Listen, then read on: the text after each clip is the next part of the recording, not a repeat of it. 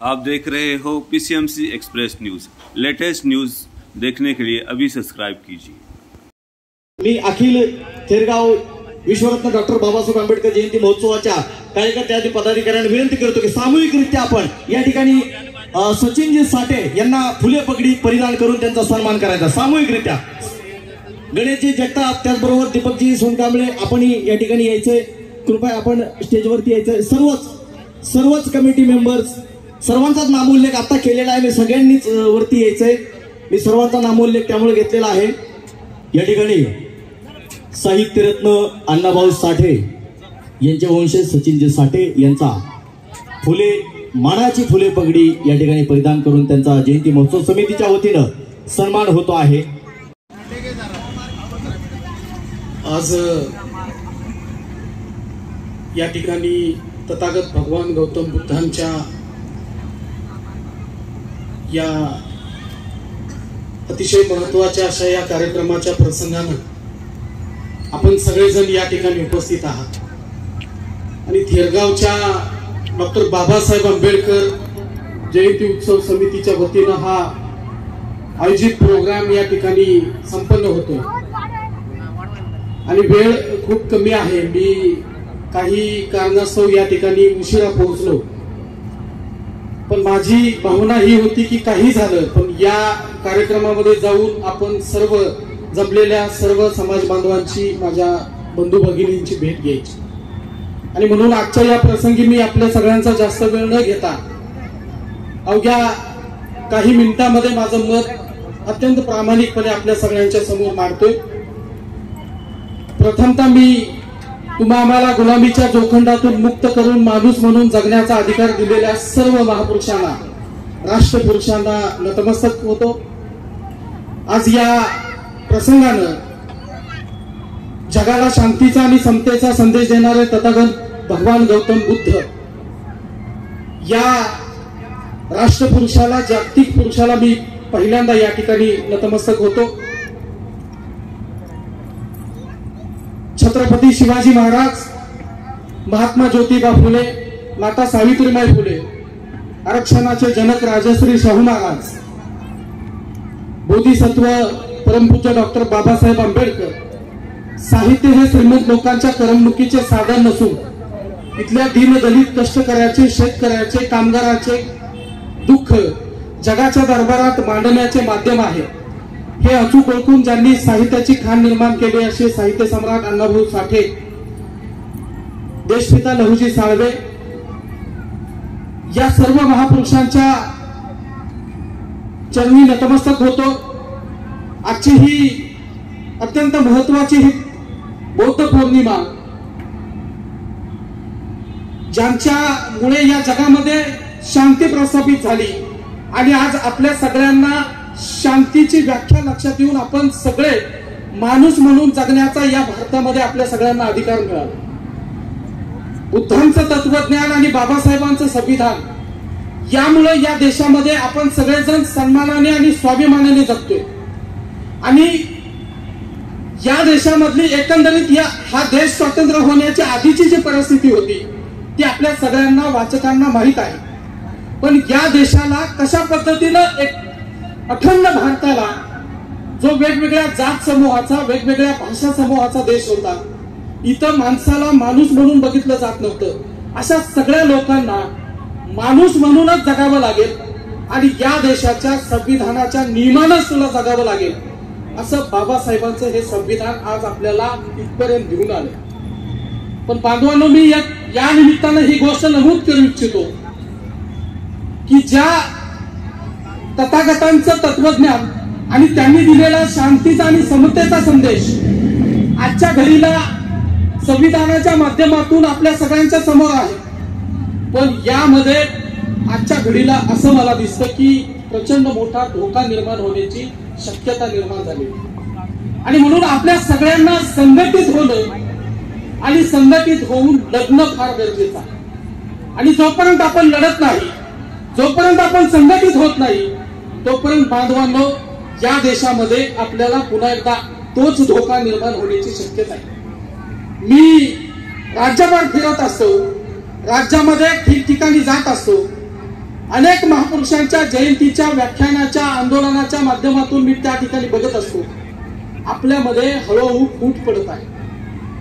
आपण सगळे लोक बाबासाहेबांचं ठामपणे नाव घेतो, आपण अण्णाभाऊ साठेंचं नाव घेतो, शाहू महाराजांचं नाव घेतो, पण शाहू महाराजांनी, बाबासाहेबांनी, तथागतांनी दिलेले जे आपल्याला जे विचार आहेत, जे एकसंघटित होऊन ध्येय उद्दिष्टाच्या दिशेने घेऊन जाणारे जे विचार आहेत, त्या विचारापासून भरकटतोय की काय अशी शंका आमच्या सगळ्यांच्या मनामध्ये निर्माण होते.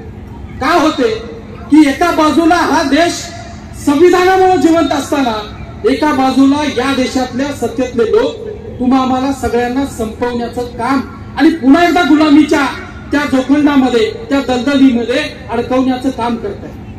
आणि म्हणून पुन्हा मला आठवतं की अण्णाभाऊ साठेंनी त्यावेळेला सांगितलं होतं की जगबदल घालून घाव सांगून गेले मला भीमराव, गुलामगिरीच्या या चिखला तर ऋतूनी बसला काय रावत, अंग झाडून निघ बाहेर हे बिनीवरती घाव, जगबदल घालून घाव सांगून गेले मला भीमराव. बाबासाहेब आंबेडकरांनी या जगबदलाचा घाव घालायला आम्हाला सांगितले, पण आम्ही गुलामगिरीच्या चिखलात पुन्हा पुन्हा ऋतून बसतोय.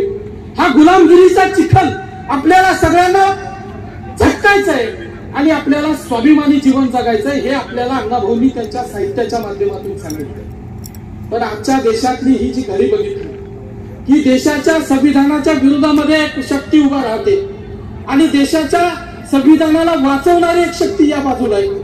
मी दोन्ही गोष्टी बघितल्या की संविधान विरोधी लोक कुठल्याही पदाची अपेक्षा करत नाही. संविधान विरोधी लोक कुठल्याही पदाची अपेक्षा करत नाहीत. त्यांचं कुठलं पोस्टर बॅनर आपल्याला बघायला मिळत नाही. संविधान विरोधी संघटना, त्यांचे नेते आपल्याला बघायला मिळत नाहीत. पण संविधान वाचवणाऱ्या संघटना म्हणून आपण ज्यावेळेला मिळवतो त्यावेळेला मात्र आपल्यामध्ये पदावरून, मानसन्मानावरून, बॅनरवरून प्रचंड मोठा वाद होताना दिसतो. आणि हा जो वाद आहे बांधवानो, हा वाद अत्यंत घातक आहे. या वादामुळे संविधान विरोधींना त्यांची संधी साधायला संधी मिळायला लागली. संविधान विरोधी लोक संविधान संपवण्यासाठी यशस्वी होताना दिसत आहे. आणि आपण मात्र आपल्यामधल्या गटातटामुळे, आपल्यातल्या मतभेदामुळे आपल्यातली जी संघटन शक्ती आहे ती विस्कळताना दिसते. संघटन विरोधी लोक हे एकमेकाच्या हातात हात देऊ नये, पण संघटनेच्या बाजूने असणारे आणि आम्ही संविधानवादी किंवा जय भीम म्हणत, जय अण्णा म्हणत या संविधानाच्या बाजूने उभा राहिलेले लोक मात्र एकमेकाचं तोंड बघत नाही. आणि हीच गोष्ट आमच्या सारख्या कार्यकर्त्यांच्या मनाला खटकते की वाटतं अरे हे सगळं चुकीचं आहे, हे संविधानाच्या विरोध आहे, संविधानाला घातक आहे. संविधान संपवणारे जे लोक आहेत यांच्यापेक्षा धोका आपल्यातल्या असंघटितपणामुळे निर्माण झाला. संविधान संपवणाऱ्याची काय हिंमत आहे, संविधान संपवणं काय, संविधान संपवण्याची भाषा करणं सुद्धा त्यांच्यामध्ये धाडस नाही. पण त्यांनी बघितलंय की आपले हे सगळे लोक आता वेगवेगळ्या दिशेनं वाटचाल करतात, एकमेकाच्या सोबत येत नाही. आणि म्हणून मी आपल्या सगळ्यांचा जास्त वेळ न घेता या ठिकाणी आज तथागतांच्या बाबतीमधलं मी तुम्हाला सगळ्यांना भाषण करायला पाहिजे, पण वास्तविक आपण इतिहास सांगत असतो, इतिहास आपल्या सगळ्यांना माहित आहे आणि इतिहास वाचणारे आपण सगळी माणसं आहे. पण सध्याच्या परिस्थितीमध्ये काय आहे या गोष्टीवर बोलणं मला फार उचित वाटतं.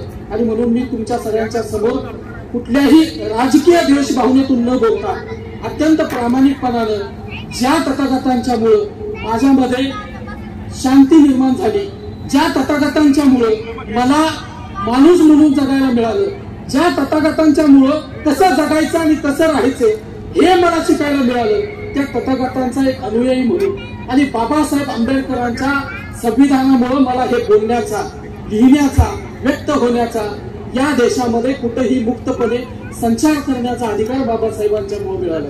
आणि म्हणून या महापुरुषांनी ही जी दिलेली देण आहे ही टिकवण्यासाठी माझाही कुठेतरी खारीचा वाटा असला पाहिजे.